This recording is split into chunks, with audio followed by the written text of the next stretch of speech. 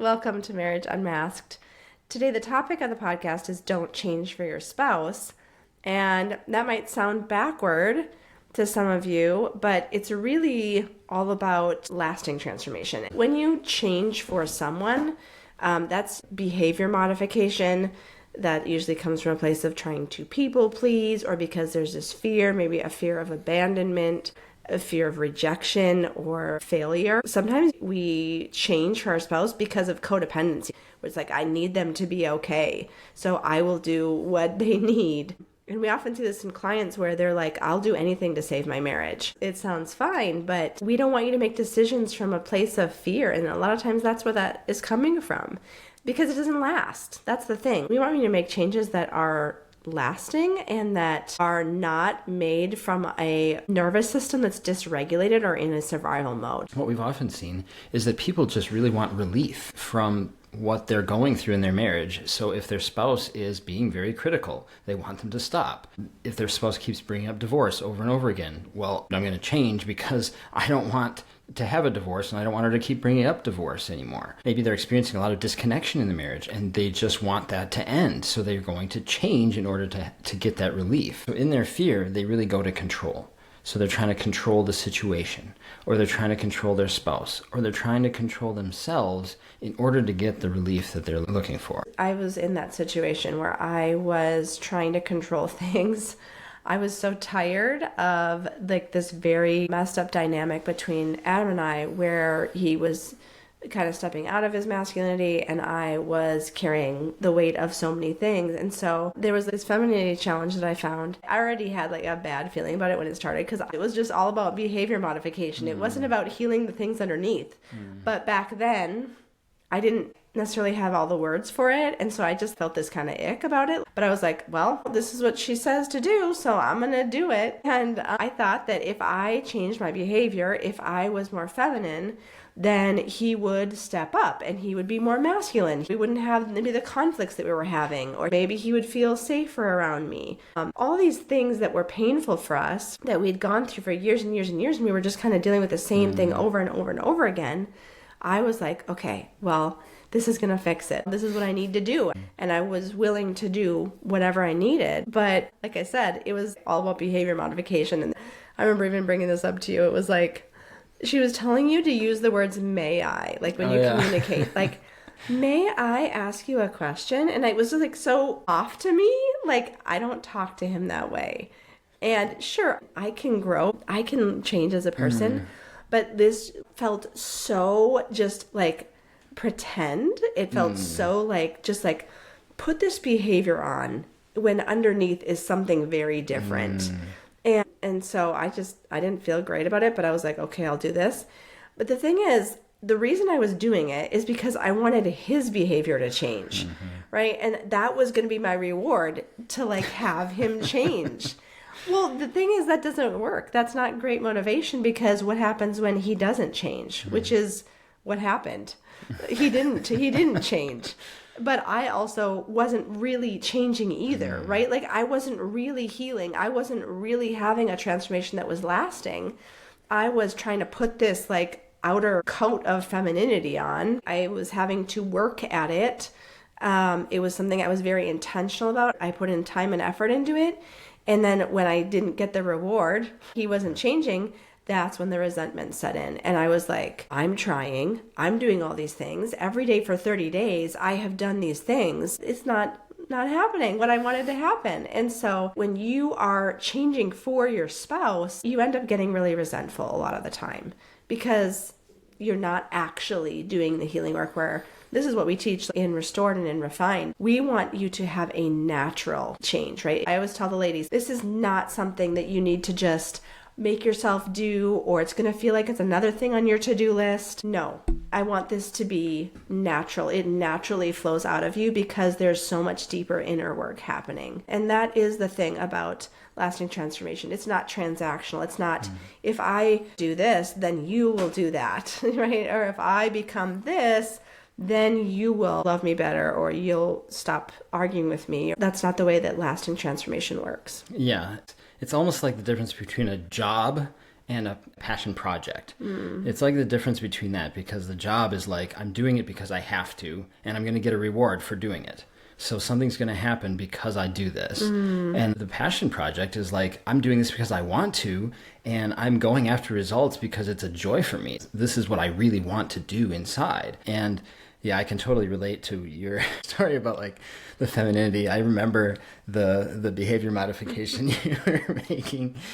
Did you notice the difference? The may I. It was very odd for me too. It wasn't even just like, it's because this isn't natural. It's like she's obviously not, she's trying, and I could see her trying, but it also wasn't authentic, and you could tell. And on the other hand, I was also really trying to work into my masculinity. I was trying really hard to show up as a man, but I was doing it the exact same way. It was all behavior modification. I was trying to force myself into this box and into this preconceived notion of what a man needs to be. And a lot of it was coming from social media posts, or it was coming from like what Cara was telling me I needed to be more as a masculine man and all these things. And so I'm like trying to like fit this box and trying to earn this status then of masculinity, and there's no benefit to that. It was just behaviorism. It was just trying to change without really healing the things that were causing me to go to shame, some of the insecurities and things that I had inside of me. Those things weren't getting healed. Just like Cara said with her, I was just trying to change my outward behavior like a job, and it was not working. And so, yeah, we were both kind of doing the same thing for a while until we got to more of the inner healing. It's interesting because when you read through the Bible, Jesus is not all about behaviorism or behavior modification at all. The Pharisees were. He calls them whitewashed tombs because all they're doing is constantly worried about the outward appearance and the behaviorism. And you do this, you don't do that. Then you're a good person or you're a bad person based on how you perform, how you show up. It had nothing to do with the heart, nothing to do with what was going on inside. And that's why Jesus called them whitewashed tombs, because it was all outward stuff, all for the appearance of it. But inside was decay and deadness and all that, because their hearts weren't right with God. And so Jesus always approached things very differently. And a huge example of that, and there's actually quite a few examples, but one big example is Zacchaeus. So Zacchaeus was a tax collector. He was despised. He was looked at as a traitor to Israel. He was stealing money from people. He was doing all these things. And how does Jesus approach him? He doesn't approach him that same way, like, oh, Zacchaeus, you got to do this, you got to change this, you got to grow here, you got to give back all the money that you stole. This is the 6-step program to becoming a good person again, Zacchaeus, and to getting in my good graces. No, what he does is he takes notice of him, he has compassion on him, he calls him to him and develops a relationship with him. He shows him all kinds of kindness and mercy and grace. He even asks to come over to his house and share a meal with him. Yeah. Like, it's all about love and compassion. And what happens?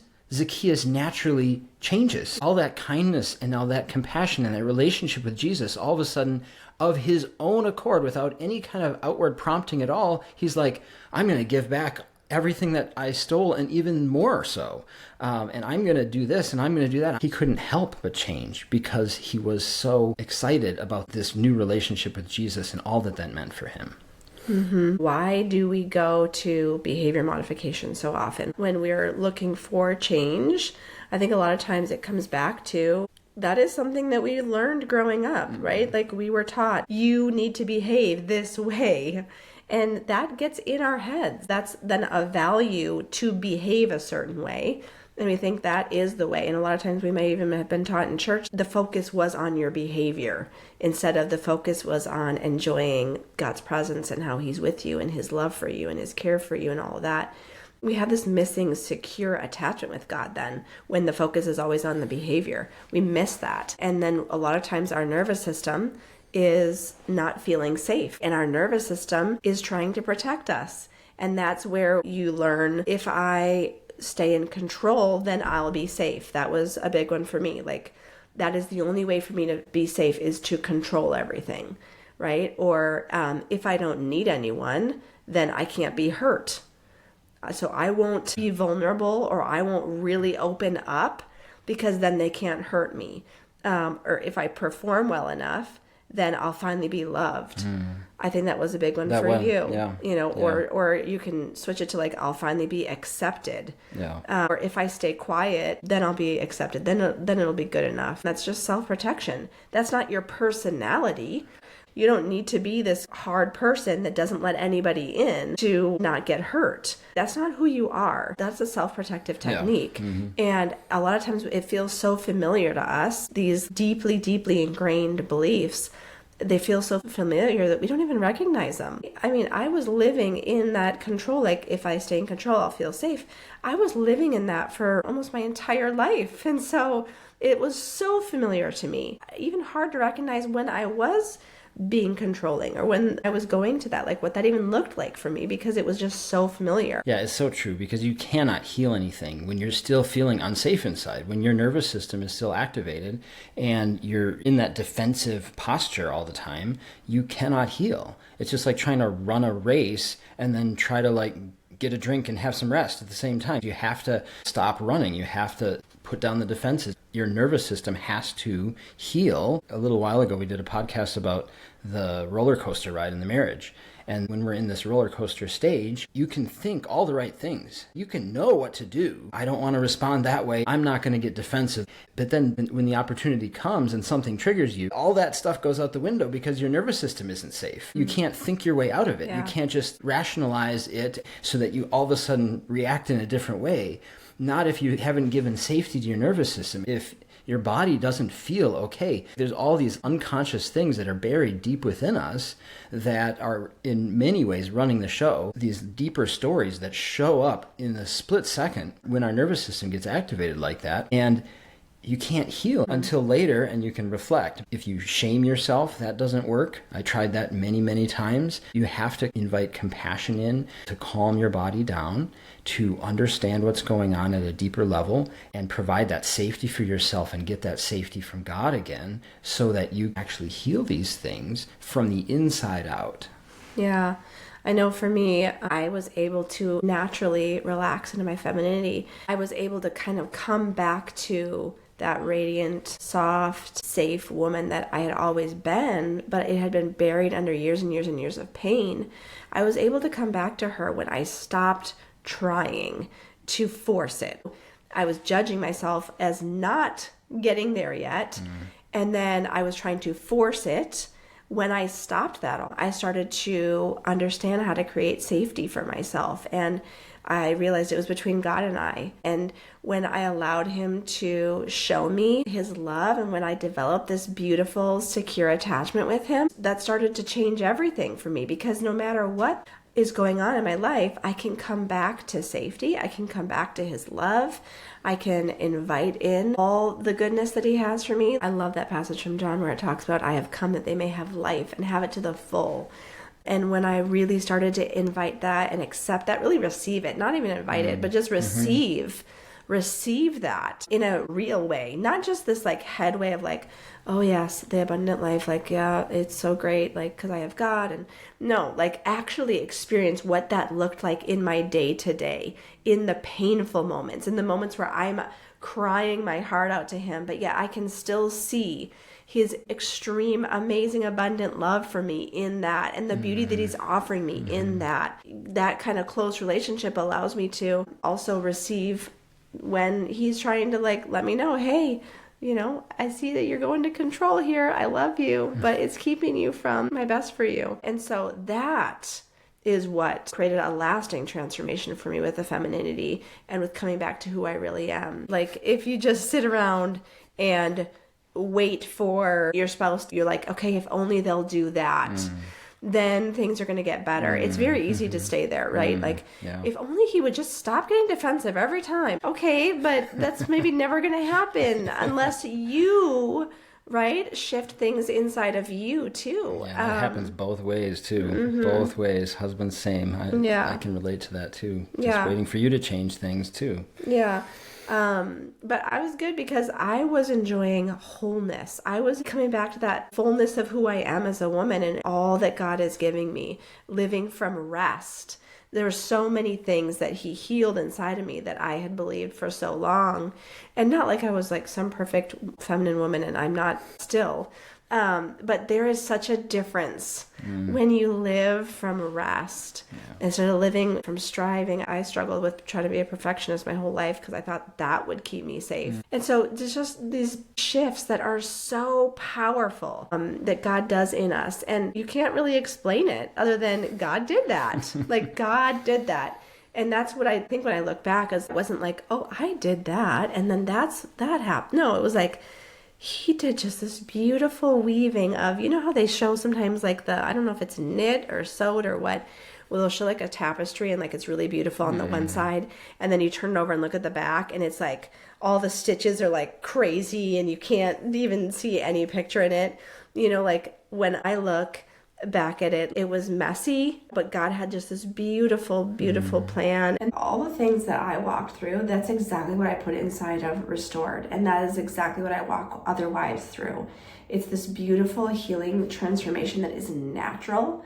It doesn't feel like more for you to carry. It's not like you need to fix yourself or anything like that. I'm inviting you into this powerful transformation and this journey of coming back into feeling like a radiant, vibrant woman instead of feeling like you're in this survival mode where your body's hurting, your heart's hurting. Restored it gives you all the tools that I needed when I was walking through it. I'm giving them daily somatic healing practices and nervous system regulation and inviting them to these beautiful experiences with God. And they have my entire Femininity Restored course where they're learning the deep, deep layers. Those are the things that I needed to heal. I invite them into deeper reflection and application in that. And they get this community, which is something that I needed so much as well, so they don't feel alone. And one of the wives was saying, this has just been so powerful for her to have this kind of community of women that are so uplifting, so supportive, so encouraging, and she knows she's not alone. So many women, I think, feel just deeply alone in their struggles and in their pain, and you won't feel that anymore. So this is kind of like my passion project. Like Adam was talking about earlier, passion projects versus work, and I'm so honored to like just watch what God is doing in there. So the question isn't really like, what do I need to do so my spouse or my marriage changes? It's like, what is God inviting me to heal? What part of me still believes that I have to earn love? I think that is such a big one. I think so many of us deep, deep down think that we do need to earn love. I mean, it is so sneaky. But if you've ever felt like a failure or like you lose self-worth because something that you worked hard on didn't go as well as you thought, that's what that's connected to. So like, these questions are so important. What fear keeps showing up? Is there a fear that they're going to abandon you? What wound keeps getting poked? God wants to restore these things. Anything that hurts you, he wants to restore. He doesn't want you to live feeling unseen or like you don't matter. He is the healer, and he wants you, again, coming back to that passage, he wants you to have that abundant life. He doesn't want you to have this life where you're stuck in this survival mode, you're stuck in pain, you're hurting, or you're living in self-protection. He doesn't want you to stay there. No, and when that inner transformation happens for one person, everyone benefits from that. It really brings in this like dynamic shift because you know your spouse's issues sometimes even better than they do because you're paying so much attention to like, it's their fault. Look at what they didn't do. Look at what they're struggling with, right? And so you notice also when there starts to be a change, when there starts to be a transformation, and that brings a lot of hope, I think, and it shifts the dynamic. Yeah. And when you're doing that healing work, you just love differently. You start to treat them with more compassion and more care and more curiosity. And that can be very inspiring for the other spouse. It creates a more safe environment for the other spouse to grow. That doesn't mean that that's going to necessarily change them or force them to grow, no, but it creates this healthy atmosphere for that to happen.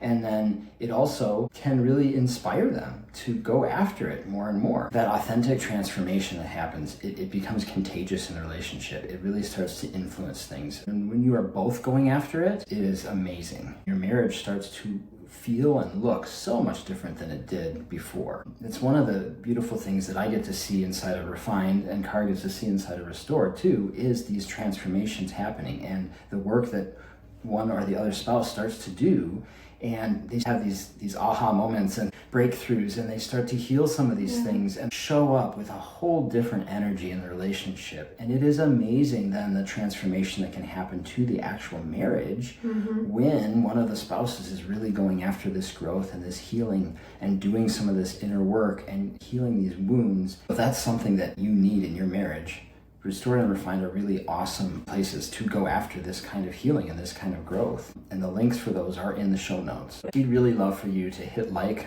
to subscribe to the podcast, to share it with a friend, share it with somebody who is struggling in their marriage, somebody who needs some growth or some change. And we'd love to hear from you as well. So please reach out and tell us what you think. Let us know what was helpful to you. And we are excited to see you next week for another episode of Marriage Unmasked.